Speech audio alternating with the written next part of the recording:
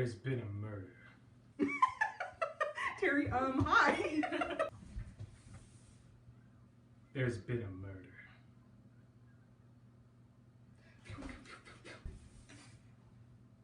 There's been a murder. There's been a murder and we're gonna solve it. Are you guys surprised? Because we are too.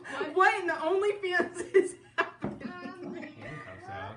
Do you want me to Detective do it on my phone? Spanny Wagon, Detective Camel Toe, Detective Scotch Tape.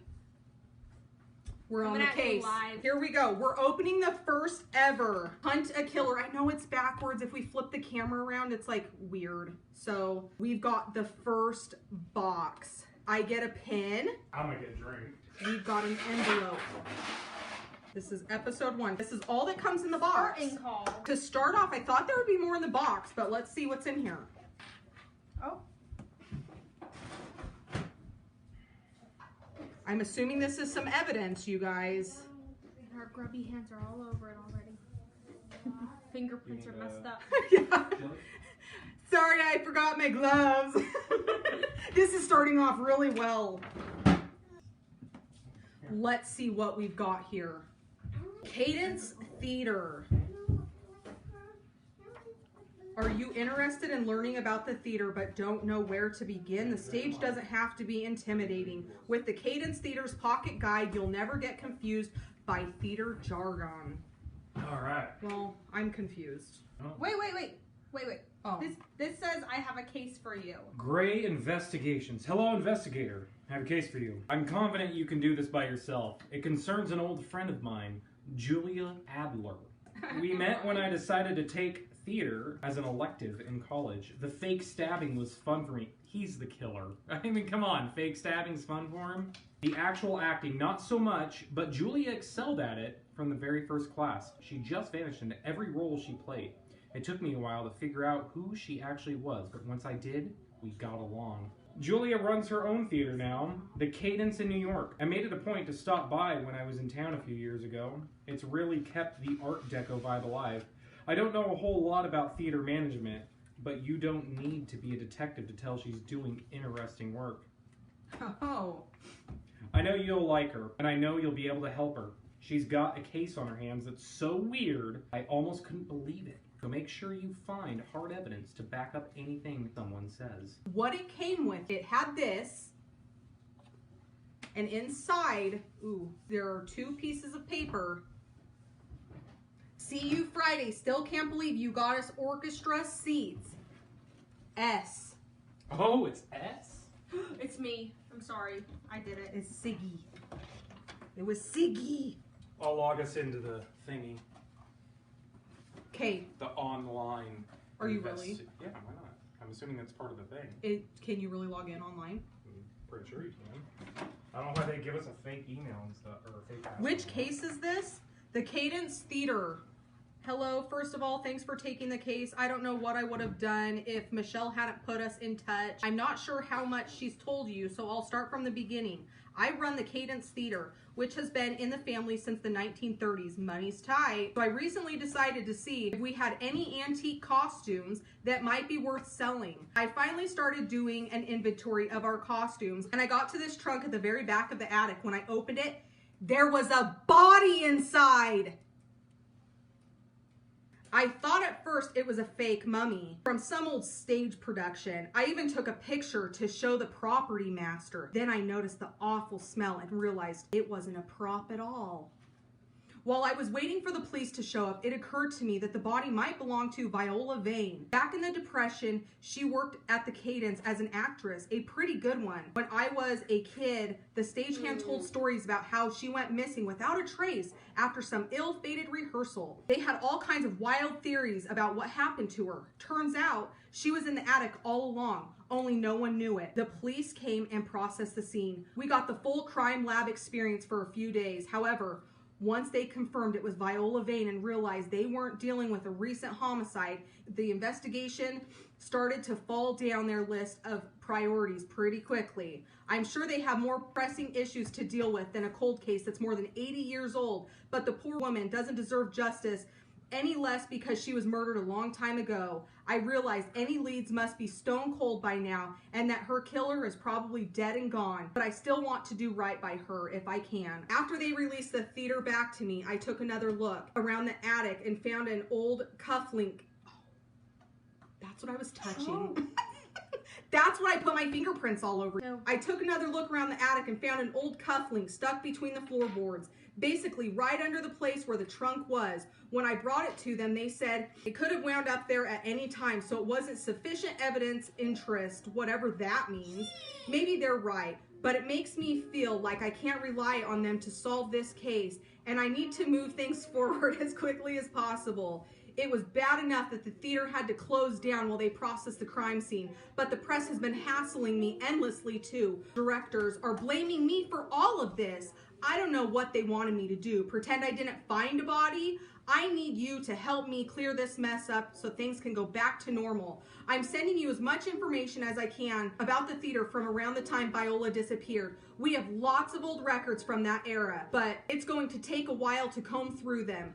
I have to admit that some of the handwriting can be a little hard to read, but I've had enough experience puzzling through my grandparents' records that I'm actually pretty good at making out what they say. In case you have any trouble parsing any of the cursive, I've left transcripts of handwritten documents on the virtual desktop Michelle set up for us. I'm also sending a copy of the forensic report. I can't say how I got my hands on it, but it might involve a forensic anthropologist who's a closet theater nerd and some extremely good tickets to a hip-hop musical about a certain founding father.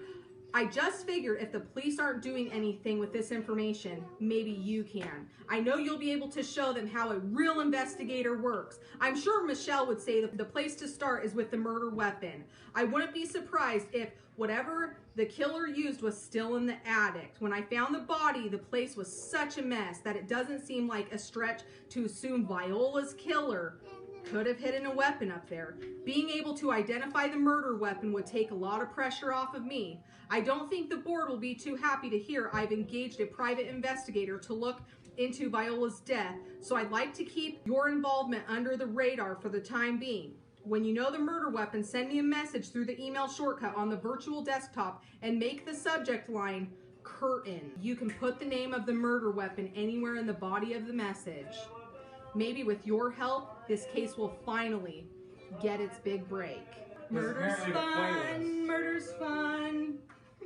Okay. I got a cipher guide and I got a file called Statin. Which file Should should I I come say to over look there? at first? Oh, look at the body. Oh, Jesus. Oh my gosh, you guys. Can't really zoom out more than that, but I can zoom in. I can enhance. Okay, so she looks burnt. Yeah, she. Or is She's- that just because she's been in there for so long? I don't know. She's Because looking. her hair looks fine. She's looking a little crispy. Her hair does look fine though. We need Booth and Bones. Superficial damage to the skin. She's looking a little well done. Before I hand this case off entirely, I want to leave you with a small parting gift. When you're looking into the private lives of people with things to hide, you almost certainly come across a few codes and ciphers. If you find a piece of evidence that seems to be using a permutation of one of these codes, you can send it on ahead to my protege. We have notes, a lot of notes. The forensic report. Oh. Snaps, you guys, look at this.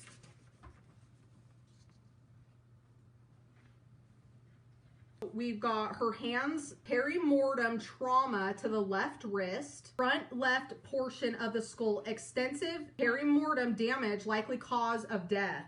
Healed ante-mortem injury to her right hand, right forearm, healed ante-mortem injury, and pelvis, ante-mortem degradation of ligaments. What does that mean? They degraded. They degraded the injurements. Ligaments. Phalanges. I mean, where do we even go from here? I don't know. This is the police department thing. Maybe Oh, Jeff I didn't wants even- to take that. Yeah, Or the here, police. Jeff. This is the police report. Viola Oh, Vane. okay. Do you guys want to know what she looks like? She's a beauty. Look at her. Okay. So this is in cursive. Let me see if I can read this. Mrs. Adler, you must know I have the utmost respect for your work. With that in mind, I hope you'll consider what might seem an inordinate request. Do not cast Viola Vane as your next production. She is immoral and sets a poor example for those around her. As a new mother, I cannot expose my child to such vulgar influence. Miss Vane masquerades as, I'll let you guys see what I'm like trying to read, as an genuine but not respectable woman would act in such a manipulative and conceited manner. Her presence will only do your production harm. I pray you will make the right decision. Respectfully, Mrs. Ruth Erickson. That sounds pretty sus. Yeah. It's Don't you guys think? Where she was found where all the costumes and wardrobe is, right? Yeah. Who uses cursive anymore, though? Let's be real here. Who uses cursive? Go look through my notebooks. You're going to see tons of cursive. Yeah, but that's besides the point. Cursive's a dead language. If I was going gut, yeah, Evelyn seems sus to me. Yeah, because I mean, like, she has to be, like, jealous of the star. Like, she's an upcoming Broadway person. Like, I almost feel like we have went over all of the evidence. we've touched and contaminated. We've stuff. contaminated all the pieces that were in here, all the evidence that we had. We touched it all. Those guesses are too obvious. Yeah, we're solving a murder. Well. What do we have now? So, Hector's P.S. to Ira. Come on over Looks here. like we had the book cipher, guys, okay? Down there at the bottom. A book cipher gives you the code, sending you the money enough to cover your responsibilities. Oh. That's to Ira from Hector Roland. Now Hector's seeming sussy Responsibilities. pants. Okay, so we know that she does not like Viola. Yeah. And Come on I'm over here. and I'm gonna guess that this is her husband who casted them. It sounds like he was casting them, and he obviously casted her. So the director has to be on her side. Well, but the thing is, though, That's yes, what they're we saying. do need to figure out who didn't kill her, but that has, I'm pretty sure it's not Viola. Yeah, no, we can go ahead and rule her out. For starters, I was thinking Evelyn. She seemed super sussy, but I don't know, buddy. I don't know, Hector. What do you mean you're scanning them? I'm scanning them with my phone, a PDF file, so I can upload them in the secret society and people can look at them. Oh, okay. I'm just taking pictures. He's all getting serious about this. So it wasn't George. Okay, yeah, Yeah, basically. So we Yeah. figured out who it's not. definitely not George. Adler favored Evelyn, while George favored Viola. Okay, so you guys are going to be able to log into everything. Because you just have to put in a code, basically. If Abba was a supporter, he would have already figured it out. Oh, it's so-and-so. Everybody was Camfu fighting. Boom. Boom. His clicks were fast as lightning. Here, do that again. Okay.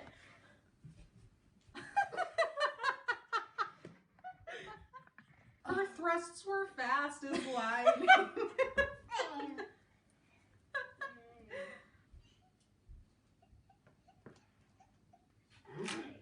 What?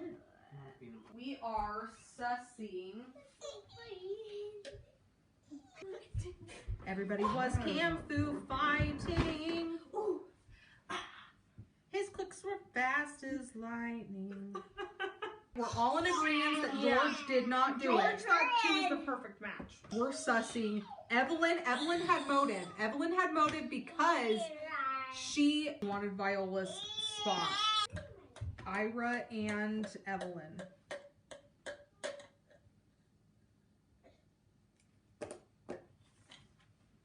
Almost. Wait, oh, Adler. wait, okay. Hector, his fiance's Viola. It said he is overjoyed to share this stage with his lovely fiance Viola Vane. So now I'm not necessarily sussing Hector. So Hector, the fiance, sent money to Ira, and what it sounds like is maybe Ira wanted Evelyn, the one we're sussing anyways, maybe wanted Evelyn as the main role, but Viola got it instead.